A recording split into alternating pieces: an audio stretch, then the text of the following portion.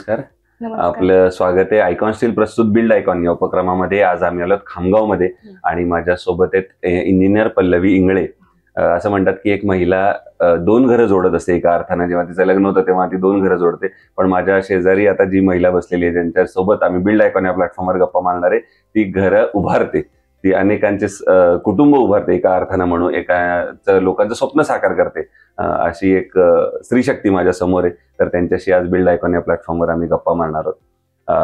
तुमच्याशी बोलण्याची सुरुवात मला इथनंच करायची, ते म्हणजे तुमची शैक्षणिक पार्श्वभूमी, म्हणजे शाळा कुठली होती, कॉलेज कुठलं होतं, आणि सगळ्यात महत्वाचं म्हणजे सिव्हिल इंजिनियर हे फील्ड, जसं मी मगाशी म्हटलं सुद्धा मेल डॉमिनेटेड फील्ड आहे. पण हे करताना आपला तुमच्या मागे प्रेरणास्थान कोण होतं की ज्यांच्यामुळे तुम्हाला असं वाटलं की मी पण सिव्हिल इंजिनियर होईन, मी पण साईटवर उभारेन असं? तर ती प्रेरणा कोणाची होती? असे दोन्ही प्रश्नांची उत्तर आम्हाला तुमच्याकडे ऐकायचे. तर सर्वप्रथम मी माझी स्कूल मी इथं AK नॅशनल हायस्कूलला कम्प्लीट केली आहे. आणि त्याच्यानंतर मग मी गव्हर्नमेंट पॉलिटेक्निक यवतमाळ वरून केलंय. आणि त्याच्यानंतर मग सिद्धिविनायक करून मी BE कम्प्लीट केली आहे. आणि जेव्हा मी सर 10वीला होती तेव्हाच माझे काका पॉलिटेक्निकल कॉलेजला आहेत आणि तिथूनच मग मी म्हणजे त्यांच्या कॉलेजवर जायचे सर. तर मग मला ते इन्स्ट्रुमेंट म्हणा किंवा तो जो एरिया आहे किंवा ते कॉलेज वगैरे, मला त्याच्याबद्दल आधीच अट्रॅक्शन होतं की आपण पण जसं की करू शकतो समजा. तर मी कॉलेजमध्ये जात होते तेव्हा मी त्यांना बघत होते किंवा बाकीचे पण जे सर्वे म्हणा किंवा हे जे, तर मग मला असं तिथून पासून स्टार्टिंग झाली की नाही मला पण इंजिनिअरिंग मध्ये करायचं आहे. आता सगळेजण म्हणत होते की मुली नसतात त्याच्यामध्ये. तर मग म्हटलं का नसतात? मग मला जसं कुणी तर बाकीच्या मुली चंद्रावर जात आहेत, तर आपण इथे का नाही जाऊ शकत? तर मग मला आधीपासूनच तर ते अट्रॅक्शन होतं की सिव्हिल इंजिनिअरिंगच करायची आहे. आणि जसं तुम्ही म्हटलं की स्वप्न साकार करायचे जसे, तर मग मी पण म्हटलं की मी पण प्लॅनिंग वगैरे करून स्वप्न वगैरे एखाद्याचे साकार करू शकते. मग तिथूनच तर मग मला सुरुवात झाली आहे सगळ्याची. बरोबर आहे. आणि तुम्ही फार चांगलं उदाहरण दिलं, कारण सुनीता विल्यम्स ऑलरेडी आता चंद्रावर आहेत आणि त्या तिकडं आपली कारकीर्द करतात आणि तुम्ही इकडं जमिनीवर करताय. असं दोन्हीकडे महिला चांगल्या उत्तमरित्या काम करतात. दुसरं, तुमच्या तेव्हा वर्गात किती मुली होत्या असं मला प्रश्न पडला. सर माझ्या वर्गामध्ये जास्त मुली नव्हत्या, तरी 10-12च मुली होत्या. आणि मुलांची संख्या 70 ते 80 पर्यंत होती. हो. आणि तेव्हा असं वाटत होतं की सगळे मुलंच आहेत क्लासमध्ये आणि मुली एवढ्या कमी. पण तरी पण सर अशी म्हणजे डगमगून नाही गेली की नाही आपल्याला करायचं ना आधीपासून, तर मग करायचं. व्हेरी गुड, क्या बात आहे. सो हा झाला तुमचा आता शैक्षणिक प्रवास. आता मला विचारायचं तो म्हणजे त्याच्या पुढचा प्रवास, कारण तो जास्त खडतर असतो, स्ट्रगल असतं त्याच्यामध्ये. जेव्हा ऍक्च्युअल तुम्हाला त्या फील्डवर उभं राहावं लागतं किंवा साईटवर जावं लागतं, तर ते आता तुम्ही स्वतःची कन्सल्टन्सी सुरू केली आहे. तर पहिली साईट मिळवण्यापर्यंतचा प्रवास कसा होता? तो स्ट्रगल कसा होता? तर आता सुरुवातीला तर मला स्टार्टिंगला प्रॉब्लेम्स आले की ओळख वगैरे नव्हती. त्याच्यानंतर मग एक म्हणजे आर्किटेक्चर म्हणून मी काम सुरू केलं सुरुवातीला. त्याच्यानंतर मग एक साईट वगैरे घेतली समजा, आणि तिथे काम वगैरे सुरुवातीला काम कसं चालतं किंवा आपल्याला कुठल्या इम्प्रुव्हमेंट्स करायच्या वगैरे त्याच्यावरही मी भर दिला होता. तर रेसिडेन्शियल घेतलं होतं. ओके. तो कसा होता प्रोजेक्ट? तो साधारणपणे किती मोठा, लहान? थोडा छोटाच प्रोजेक्ट होता. बरोबर.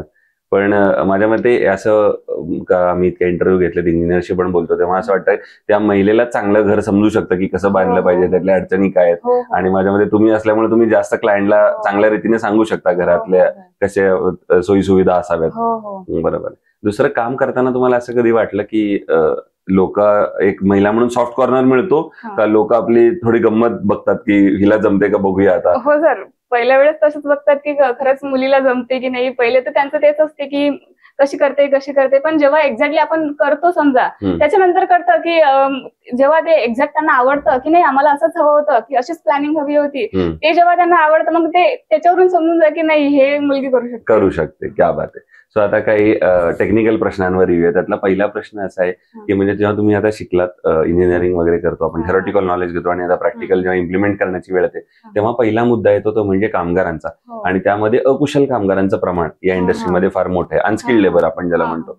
तर त्या अनस्किल्ड लेबर कडून काम करून घेणं हे कितपत धोकादायक आहे असं तुम्हाला वाटतं? सर मला असं वाटतं की ते धोकादायकच असू शकतं, कारण की त्यांना टेक्निकल नॉलेज नसते किंवा ऍज अ सिव्हिल इंजिनियर जर आपण बघितलं समजा, तर त्यांना पूर्ण म्हणजे कॉलेजमध्ये म्हणा किंवा ते एक्सपिरियन्स घेऊन म्हणा किंवा त्याच्याहून त्यांना नॉलेज आलेलं असते, आणि अनस्किल लेबरचं जर म्हटलं सर तर त्यांना एवढं नॉलेज नसते किंवा त्यांचा हार्मफुल कंडिशन होऊ शकते की त्यांना कुठले दुखापत वगैरे होऊ शकते जर त्यांना जर काही आयडिया नसलं, किंवा जर त्यांनी जर चुकीचा निर्णय, एखादा जर इंजिनियर नसले आणि चुकीचा जर निर्णय घेतला गेला नसेल तर पूर्ण बिल्डिंग्सला ते हार्मफुल होऊ शकतं. बरोबर आहे. हा जसा कामगारांचा एक मुद्दा आहे तसा टेक्नॉलॉजीचा किंवा तंत्रज्ञानाचा पण एक मुद्दा आहे की तंत्रज्ञानाचा आता फायदा तुम्हाला या क्षेत्रात खूप होत असेल, तर तो साधारणपणे कशा प्रकारे होतो आणि किती तुम्ही फायदा करून घेता टेक्नॉलॉजीचा आजच्या काळात? हा सर, टेक्नॉलॉजी म्हटलं तर सर आता कसं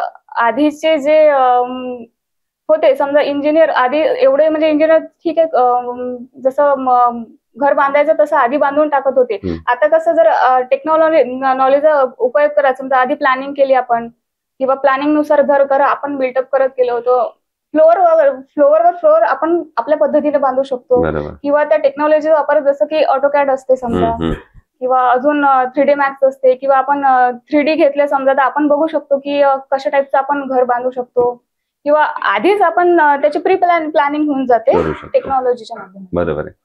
दुसरं, आता तुम्ही एक महिला आहे म्हणून तुम्हाला हा प्रश्न वेगळ्या अँगल मधून असं विचारायचं की घराचं अर्थकारण एका स्त्रीला सांभाळायचं असतं, आणि त्याच वेळेला एक इंजिनियर म्हणून तुम्हाला असं वाटत असतं की चांगलं बिग बजेटवालं घर बनवावं. तर अशा वेळेला बजेट आणि क्वालिटी या दोन्हीचं कॉम्प्रोमाइज तुम्ही कसं करता किंवा कसा समतोल साधता त्या दोन्हीचा घर बांधताना? हा सर, आता कसं असते, समजा एखाद्याला घर बांधायचं आहे तर आपण आधीच इस्टिमेट काढून घेऊ शकतो, किंवा त्याच्या काय रिक्वायरमेंट्स आहेत किंवा त्याला कुठल्या प्रकारचं घर बांधायचं आहे त्याच्या बजेटनुसार आपण ते आधीच प्लॅनिंग करतो, आणि त्याला थोडंफार कमी जास्त असलं तर आपण त्या क्वालिटी म्हणा किंवा अजून कुठल्या गोष्टी असतात त्या आधीच एस्टिमेट वगैरे करून आपण करू शकतो, देऊ शकतो. बरोबर आहे.